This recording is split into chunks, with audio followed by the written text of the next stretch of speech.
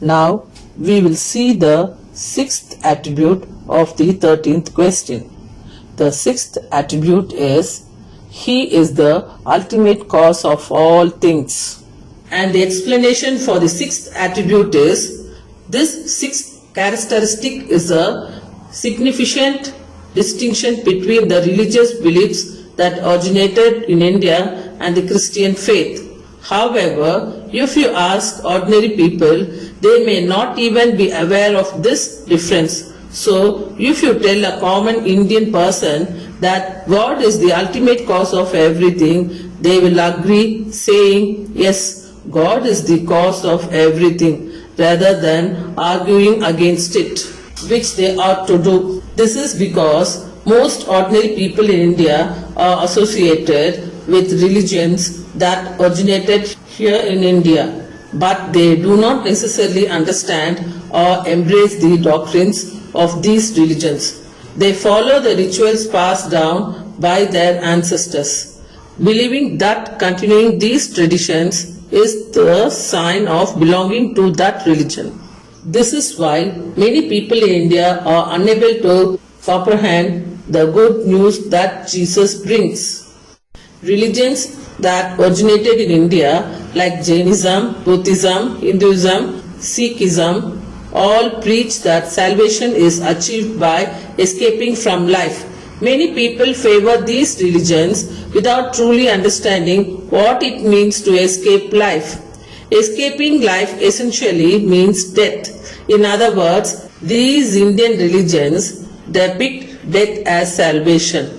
One does not need to live a spiritual life in these religions to achieve this death. A person who leads an ordinary life without any spiritual practice, without making any significant effect or thinking about God, will naturally attain death. Thus, these religions have been formed to achieve something as simple as death, and they teach that life is a burden and that anyone who wishes to live is a fool. It's like saying that death is the best option, while refusing to embrace the faith of becoming God's child. This concept of escaping life as salvation is prevalent in the religions that originated in India. To preach such a goal, they claim that the soul is eternal. In order to depict death as salvation, they must falsely assert that the soul is indestructible. Only then will a person go to God seeking to destroy this indestructible soul. Hence, they say that the soul is eternal and uncreated, implying that God is not the cause of the soul. If the soul has always existed, God is not responsible for its creation. The sixth characteristic of God as the ultimate cause of all things is not accepted by the religions that originated in India.